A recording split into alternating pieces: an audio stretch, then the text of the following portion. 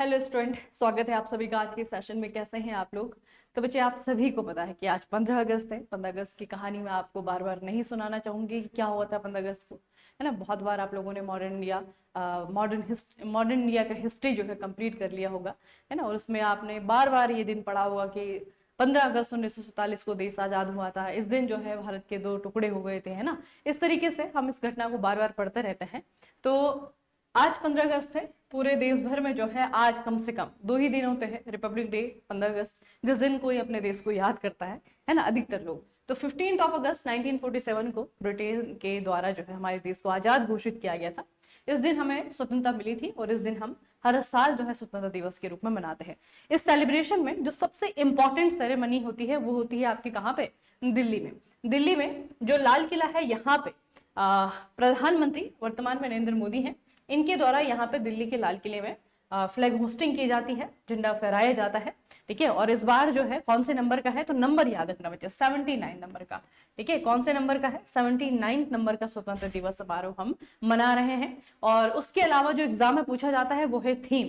Theme 2025 की पूछी जाएगी, तो नया भारत, ठीक है। नया भारत आपको याद रखना है। इस बार की थीम जो है रखी गई है स्वतंत्रता दिवस के लिए, ठीक है। 15 अगस्त को इतने उससे नहीं सेलिब्रेट किया जाता। जो ज्यादा क्वेश्चन बनते हैं वो रिपब्लिक डे के बारे में बनते हैं ना।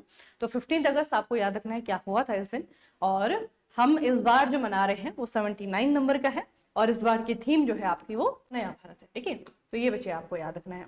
बाकी देश के प्रति क्या क्या रिस्पॉन्सिबिलिटीज हैं आपकी, क्या क्या जिम्मेदारियां हैं, वो सब कुछ आपको पता होता है ना। एज अ ह्यूमन बींग जिस तरीके से जो है कंट्री को आप आगे ले जा सकते हैं, जो भी आप कंट्रीब्यूट कर सकते हैं खुद से, वो कंट्रीब्यूशन करिए बच्चे, है ना। जिस भी लेवल पे करिए, क्योंकि अगर सब एक साथ जो है अपना एफर्ट देंगे तो वैसी बात है कि ग्रो करेगा। आप ग्रो करेंगे, सोसाइटी ग्रो करेगी, सोसाइटी ग्रो करेगी, नेशन ग्रो करेगा, है ना। तो खुद से शुरुआत करनी है। जिस कोशिश में आप लगातार लगे भी हुए हैं कि खुद को ग्रो करना है ना। अब इस ग्रो के प्रोसेस में बहुत सारी चीजें आती हैं। अभी आप जिस दौर से गुजर रहे हैं बच्चे, ये थोड़ा सा कठिन दौर कहा जा सकता है इसे ना, क्योंकि ये समय ऐसा है कि ये संक्रमण है किसी चीज का, है ना। एक तो डिजिटलाइजेशन जो है भारत में एंटर कर चुका है, अभी पूरी तरीके से नहीं आया है। दूसरा जो है, ये दौर ऐसा है कि बहुत सारे लोग जो हैं वो अनएम्प्लॉयमेंट है, बेरोजगार हैं और उनके पास में स्किल बहुत ज्यादा नहीं है और उनके पास में अवसर बहुत ज्यादा नहीं है ना। तो कैसे अवसर बनेंगे, कैसे जो है इस बेरोजगारी से डील किया जाएगा, उसे फिगर आउट करने में अभी समय लगेगा, सरकारों को भी, लोगों को भी, है ना। इस दिशा को, जो अभी ये पिक्चर हमें देखने को मिल रही है कंट्री की, ये चेंज होने में थोड़ा अभी समय लगेगा। तो ये जो ट्रांजिशन फेज है उसमें आप और हम फंसे हुए हैं, है ना। इसको टैकल करना, इससे अपने अपने स्तर पर कैसे डील किया जा सकता है। लगातार आप लोग दिख रहे हैं जो आंदोलन हो रहे हैं, हमारी सरकार के ऊपर, गवर्नमेंट के ऊपर प्रेशर क्रिएट किया जा रहा है ना। और वो जरूरी है, क्योंकि प्रेशर अगर क्रिएट नहीं किया जाएगा तो भ्रष्टाचार बहुत सारे बच्चों का फ्यूचर बर्बाद कर देगा, है ना। एसएससी जैसे एग्जाम जो हो रहे हैं आपके, इतने बड़े बड़े बोर्ड हैं और एक एग्जाम सही से नहीं कंडक्ट करवा पा रहा है, तो बहुत सारी चीजें जो है इसमें आपकी हैं। इस स्तर पे भी जो है आपको आपको भागीदारी देनी चाहिए। अगर आप इस तरीके की चीजों में इन्वॉल्व रहते हैं, अपनी आवाज को उठाना जानते हैं, तो आपको भी पता है कि किसी न किसी का फायदा होगा। आज आपका नहीं, कहीं सिलेक्शन हो भी गया है आपका, बहुत सारे बच्चे ऐसे भी हैं जिनका सिलेक्शन कहीं ना कहीं एक दो एग्जाम में हुआ है ना। तो आपको भी बच्चे उनका साथ देना है, क्योंकि आपका तो हो गया है, लेकिन जो आने वाली पीढ़ी है, जो अभी बच्चे तैयारी कर रहे हैं, उनका फायदा जो है आपको थोड़ा सा देखना है कि अगर आप किसी की हेल्प कर सकते हैं तो उस लेवल पे आपको हेल्प करनी है, ठीक है। बाकी आपने जो कैरियर का एक तरीके से ऑप्शन चुना है अपने लिए, उसके लिए ईमानदारी से लगे रहिए। यहाँ पे सक्सेस मिलेगी तो वैसी बात है कि वो नेशनल डेवलपमेंट में ही आप कंट्रीब्यूट कर रहे हैं, है ना। तो पढ़ करके भी, अच्छे से ईमानदारी से पढ़ करके, तैयारी करके भी जो है नेशनल बिल्डिंग में आप अपना कंट्रीब्यूट कर सकते हैं, ठीक है। वो भी मतलब कम नहीं है, वो भी जो है आपका देशभक्ति से कम काम नहीं है बच्चे। अच्छा, दूसरी न्यूज जो है, हिंदुस्तान जिंक लिमिटेड अंतरराष्ट्रीय खनन एवं धातु परिषद से है, आईसीएमएम, इसकी सदस्य बनने वाली भारत की पहली कंपनी बन गई है। कौन सी company? Hindustan Zinc Limited. Hindustan Zinc Limited अंतरराष्ट्रीय खनन एवं धातु परिषद, ठीक है। अब इसके आगे अंतरराष्ट्रीय लिख दिया है तो इसका मतलब ये इंटरनेशनल ऑर्गेनाइजेशन है। इसकी मेंबर बनने वाली भारत की पहली कंपनी है। अगर अंतरराष्ट्रीय खनन एवं धातु परिषद की बात करें तो ये ब्रिटेन स्थित एक अग्रणी समूह है जो कि खनन और धातु कंपनियों के सतत विकास और बेहतर पर्यावरणीय और सामाजिक प्रदर्शन को बढ़ावा देता है ना। तो एक इंटरनेशनल ऑर्गेनाइजेशन है, बेसिकली एक ग्रुप बना हुआ है।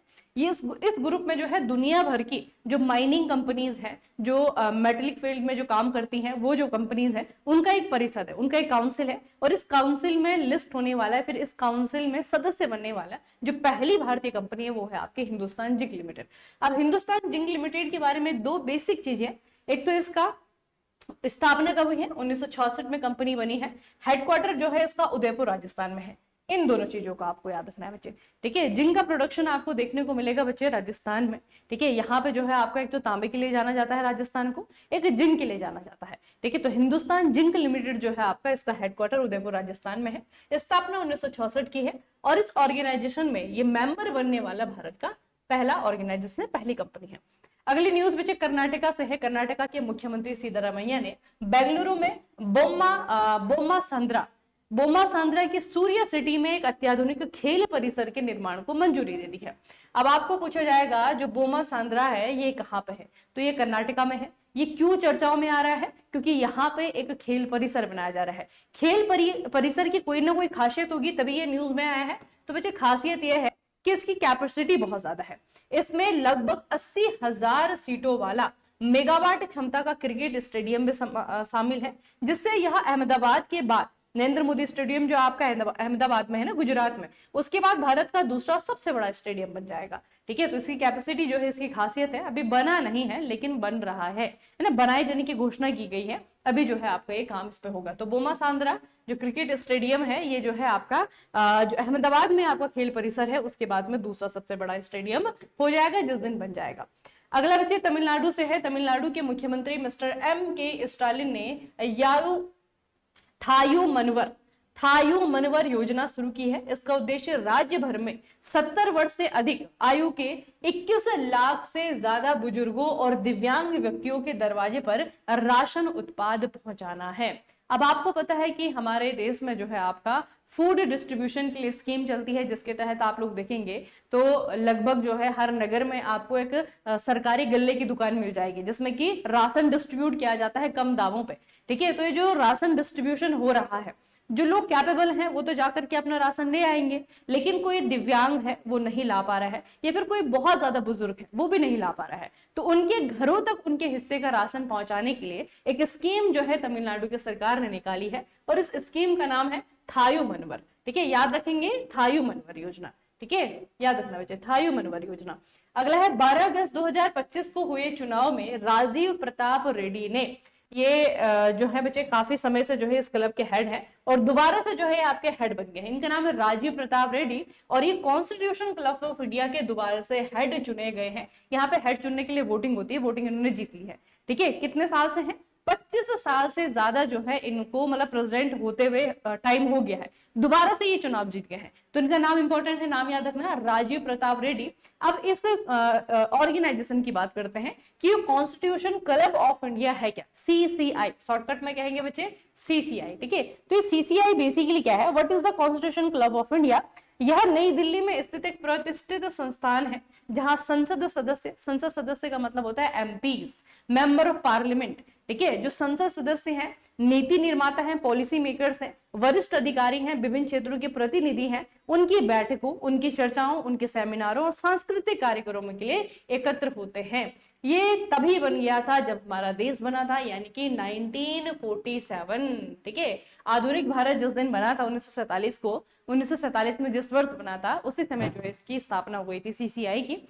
और बेसिकली बच्चे यहाँ पे क्या है ना, सारे के सारे पावरफुल लोग आते हैं, ठीक है, हर सेक्टर से, चाहे आपका पब्लिक सेक्टर है चाहे आपका प्राइवेट सेक्टर है। प्राइवेट सेक्टर में बहुत सारे आपको पता है उद्योगपति हैं, है ना, इनकी पहुंच तो होती है सरकारों तक, है ना, पॉलिसी मेकर में इनका हाथ होता है, ठीक है। तो जितनी हमारी, चाहे वो पॉलिसी मेकर्स हैं, चाहे हमारे पार्लियामेंट्रियन हैं, या फिर इस तरीके के बड़े बड़े रसूखदार लोग हैं, सभी का जो है यहाँ पे आपका कंट्रीब्यूशन होता है इन चर्चाओं में। और वहीं पे जो है बैठ करके सारे के सारे चर्चा करते हैं किस तरीके से इस कंट्री का फ्यूचर होना चाहिए, सेमिनार करते हैं, ठीक है। और इसे ही क्या कहा जाता है, CCI कहा जाता है। तो इसके हेड के रूप में दोबारा से चुन लिए गए हैं, इनका नाम आपको याद रखना है, मिस्टर राजीव प्रताप रेड्डी, ठीक है। अगली न्यूज बच्चे डिफेंस रिलेटेड है। भारतीय सेना ने दिल्ली NCR में पहली बार सुरक्षा चक्र नाम का एक एकीकृत बहुराज्यीय मॉक ड्रिल अभ्यास आयोजित किया है।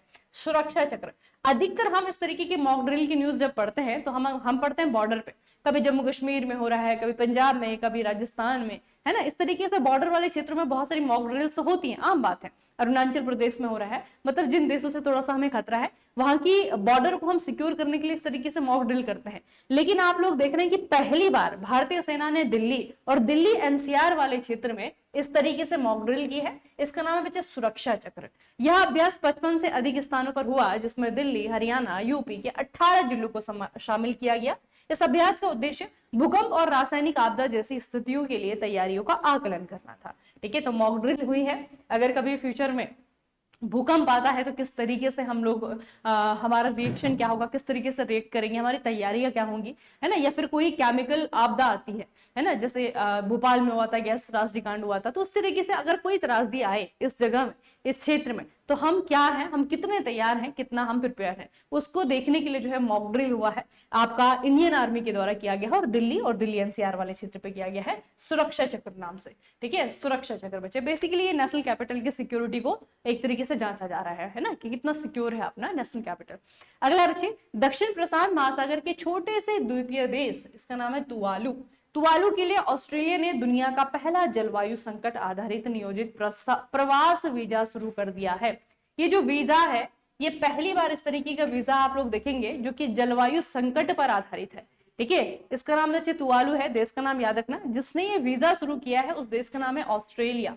ऑस्ट्रेलियन तुवालू फालीपिली यूनियन संधि के तहत इस वीजा योजना में 2025 से हर साल 280 तुवालू निवासियों को ऑस्ट्रेलिया में बसने की अनुमति दी जाएगी। याद रखना बच्चे इसे। ठीक है, तो ऑस्ट्रेलिया के द्वारा तुवालू के लिए। अब थोड़ा सा इनकी लोकेशन हम देखेंगे दुनिया के नक्शे पे कहाँ पे है दोनों के दोनों देश। यहाँ पे देखिए बच्चे, ये आपका ऑस्ट्रेलिया है। ठीक है, बहुत बार आप लोगों ने देखा होगा, पैसिफिक ओशियन आपको दिख रहा है, तो पैसिफिक ओशियन में ही जो है ऑस्ट्रेलिया के पूरब की तरफ आपका एक छोटा सा कंट्री है, एक द्वीपीय देश है, मतलब कि आइलैंड कंट्री है, इसका नाम है तुवालू। ठीक है, तो तुवालू के लोग जो है आपका यहाँ पे जा सकते हैं, लेकिन आधार क्या होना चाहिए, ऐसा नहीं कि बस मुंह उठाया चले गए ना, ऐसा नहीं। आधार है जलवायु संकट, क्लाइमेट चेंज से जो नेगेटिवली अफेक्टेड लोग हैं उनको जो है यहाँ पे बुलाया जाएगा, और ये जो है ऑस्ट्रेलिया में जा सकते हैं, लेकिन लिमिट है, एक साल में जो है 280 लोग ही जा सकते हैं बच्चे। ठीक है, एक साल में 280 लोग ही जा सकते हैं। उसके अलावा शुरू में हमने जो न्यूज पढ़ी थी, यानी कि इंडिपेंडेंस डे है, तो इंडिपेंडेंस डे के उपलक्ष्य में आप सभी लोगों के लिए एक बहुत अच्छा ऑफर है। आप make it easy mechanical mobile application पे जब जाएंगे तो आपको वहां पे हर कोर्स पे 50% ऑफ मिलेगा। ठीक है, ये डिस्काउंट बच्चे बार बार नहीं मिलता है, तो जो भी आपको मटेरियल चाहिए आपकी नीड के अकॉर्डिंग आपको जाना है मेक इट इजी मैकेनिकल पे, और वहां पे आपको कूपन कोड इस्तेमाल करना है MIE, आपको उस कोर्स में 50% का ऑफ मिल जाएगा। ठीक है, तो जो बच्चे कहते हैं ना मैम बहुत महंगा है, बहुत महंगा है, आज सस्ता कर लिया है आपके लिए, अब खरीद लो। ठीक है, चलिए फिर आज के सेशन को हम यहीं पे समाप्त करेंगे। अभी आपको पता है जन्माष्टमी है, फिर संडे है, फिर से जो है आपका 2 दिन की छुट्टी है, तो थोड़ा सा ब्रेक मिलेगा, उसमें आप लोगों को क्या करना है, पुरानी जो खबरें हैं उनको रिवाइज करना है। ठीक है, चलिए फिर मिलते हैं नेक्स्ट सेशन में, तब तक के लिए पढ़ते रहिए, बढ़ते रहिए, अपना खूब सारा ख्याल रखिएगा। आप सभी का बहुत बहुत धन्यवाद।